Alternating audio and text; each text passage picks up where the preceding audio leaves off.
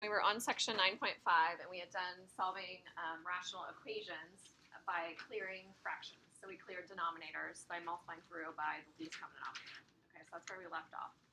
So we're going to be doing some of that again today. So if you guys don't totally understand that, we'll do it throughout today.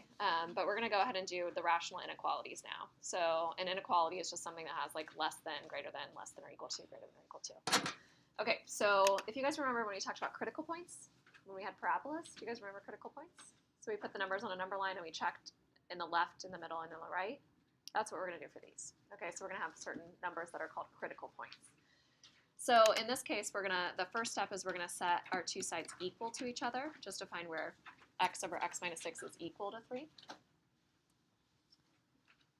And we can solve it just like before by multiplying through by the least common denominator. Or you could even think of it like with cross multiplication, right? So there's lots of ways to solve these. So you can cross multiply here and here.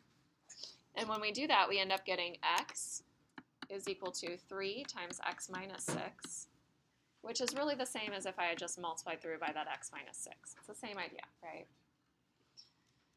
So we end up getting x is equal to 3x minus 18. So we have negative 2x equals negative 18. So we get x equals 9. So that's our first critical point.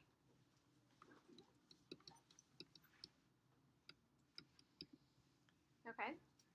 So in the instructions, it says we find our second critical point by setting our denominator equal to 0. So denominators equaling 0, that's when it's undefined, right? So we have to consider that as well.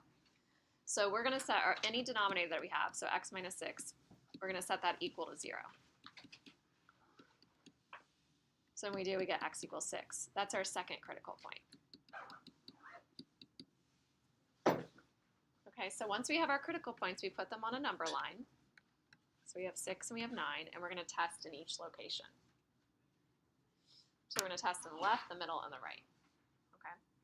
And what we do to test our points, you can do the little chart if you guys want to. I know you guys liked doing the chart when we did our critical values before. We're going to test in the original, and we're just going to see if it makes it true or if it makes it false. Okay, so when we try 5, we're going to have 5 over 5 minus 6 is 5 over negative 1, which is negative 5. Is negative 5 less than or equal to 3? Yes. Yeah, it is. So we do a little check mark. So if I try 7, then I have 7 over 1. Is 7 less than or equal to 3? No. So we do an x. Doesn't work.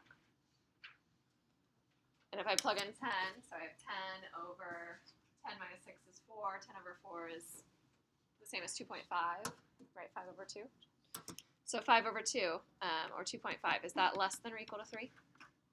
Yeah, so it works out. Okay, but be kind of careful because when you see the less than or equal to, you guys have kind of been trained, oh, less than or equal to, it can be equal to, I'm going to fill in the circles. But only one of these is going to be filled in. Okay, so the one that's going to be filled in is the one that makes it equal to 3, which was 9, right? 9 is what our solution was that made it equal, right? So that's the only one that's filled in. 6, if I plug in 6 to check it in the original, I get 6 divided by 0, right? Does that work? Is 6 divided by 0 less than or equal to 3? No, 6 divided by 0 is undefined. Do you guys see that? So 6 divided by 0, since it's undefined, it doesn't work, so it's going to be an open circle there. But 9 did work, right? 9 divided by 3 is 3. 3 is less than or equal to 3. So 9 worked when we plugged it in because we got 3 is less than or equal to 3. So we're going to shade on each side where the check marks were. Okay, then we're going to write our final solution. Do you guys remember this from first semester? Negative infinity to 6, parenthesis because we don't include the 6, union to infinity. Perfect. So Claire had it. So negative infinity to 6, union, bracket 9 to infinity. Perfect. That's called interval notation. So we put brackets when we have filled-in circles, and we put parentheses when we have open circles. All right, so we're going to go through those steps again. So the first thing we do is we set the two sides equal to each other, and we solve it just like that. So I can multiply that x minus 8 over to the other side. So when I do, I get 6 equals 3 times x minus 8. It's like multiplying through by the least common denominator. So I get 6 equals 3x minus 24. So I get 30 is equal to 3x, so x equals 10. Now some of you guys are super, super smart, and you do not even need to show those steps to say it's 10, because some of you guys realize, oh, if I have 6 divided by something, right, this thing circled in red, if I have 6 divided by something and it equals 3, then that something has to be 2, right? Well, what number do you plug in for x to get 2 on the denominator? 10. So sometimes you can do things without like writing out every single step, right? So you get x equals 10. So that's our first critical point. Yeah. So I was going to ask, so doesn't that mean that if you just divide 6 by 3, then you will get what the denominator should actually be? If I divide 6 by 3, yeah. So like if you switched it around, you can divide this 3 over. Is that what you're saying? Yep, yeah. You could do that as well. All right, so we're going to set our denominator equal to 0 for the second critical value. So any denominators that we have that have x's, we need to set it equal to 0. So our second critical value is 8. So on our number line, we're going to put 8 and we're going to put 10. And then we're going to test in each location. So we're testing the original function. We're testing, or not function, the original inequality. So we can try different values. You can do a chart if you want to or not. It doesn't matter. So if I plug in 7, so something on the left over here. If I plug in 7, I get 6 over 7 minus 8 is negative 1. That's negative 6. Is that less than 3?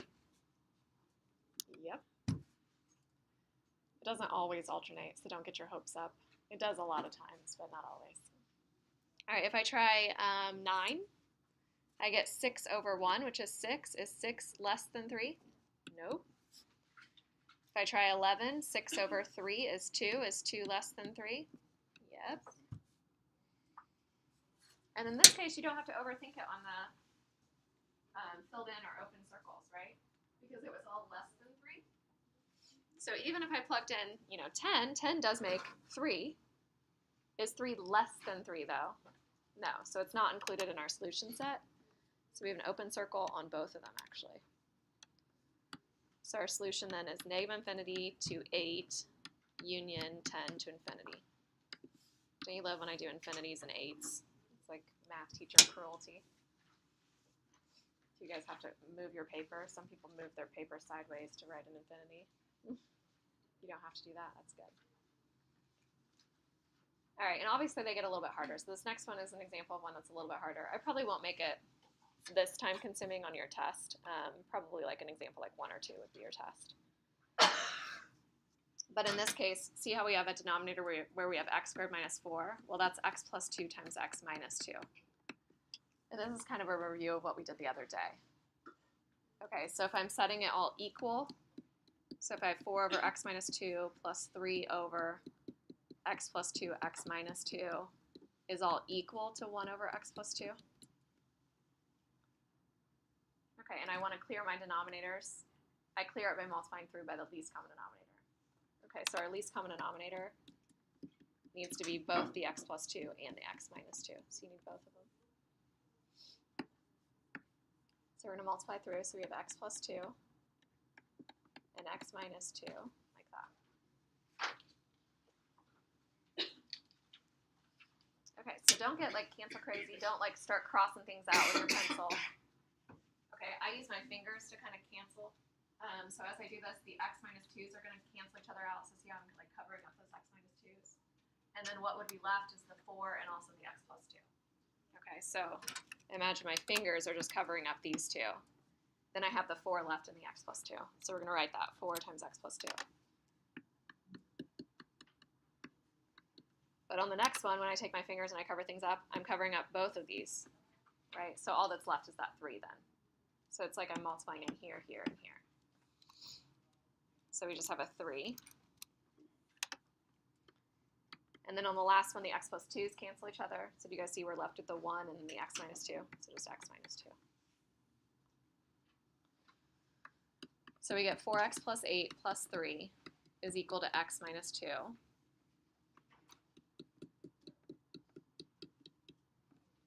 So let's see, we get 13 when I add the 2 over, and I'm going to subtract the 4x and negative 3x. So x equals negative 13 thirds. Yeah, that's a fun one. Sorry. Could have made that nicer.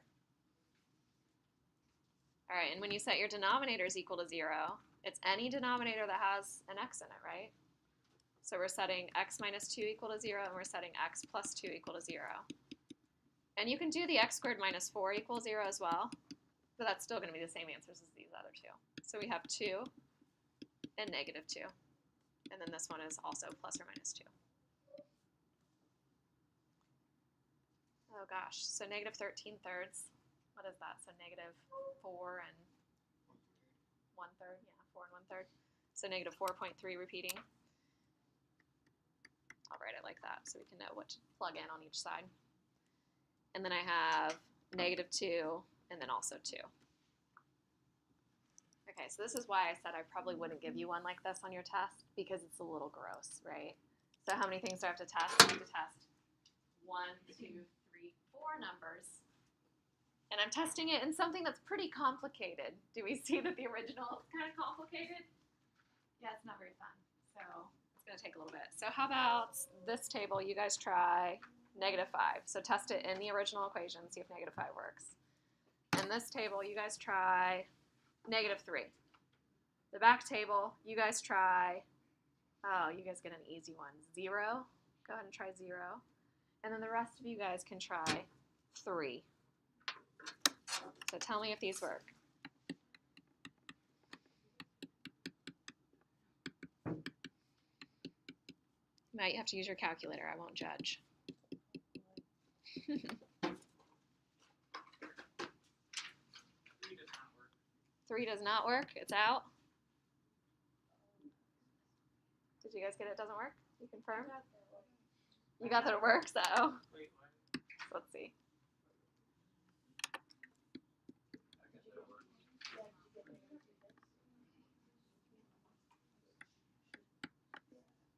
But it's 4 plus. Yeah, I don't think it works. Pretty sure it doesn't. I think it works because 4 plus 3/5 is bigger than 1/5, right? Yeah. So I think 3 works. 3/5 is like, oh, it has to be bigger. What do you think? Less than or equal to? 0 doesn't work. It's out. Negative 3. It works. Negative 5. It doesn't work. I already did this one, so it doesn't work. It does alternate. The ones that don't alternate usually have some kind of like squared on the bottom, like an x minus 2 squared. Those are ones where it maybe doesn't alternate, but that's okay. All right, so we're shading in here, and then let's think about the endpoints as well. So if I plugged in the negative 4.3 repeating, so the negative 13 thirds, do I get a true statement? Yes. Yeah, because it made it equal, right? That's the one that made it equal. So that's filled in. But negative 2 and 2, those ones are the bad ones. That's what makes it undefined. Right, so it's undefined for these two, so it has to be open there. And it was equal for this one. So our final solution is going to be negative 13 thirds, or negative 4.3 repeating. Oh, yep, it should be a bracket. Darn, you got me. Good thing you already have your 5 bonus points, huh? You don't? You only have 2? How is that true? You just slack in this semester, huh? So negative 2, parentheses, union, 2 to infinity, like that. Okay, so this is the last little bit of that section. Makes sense? Do you guys understand that? Okay. It's not like super fun, but, you know, whatever.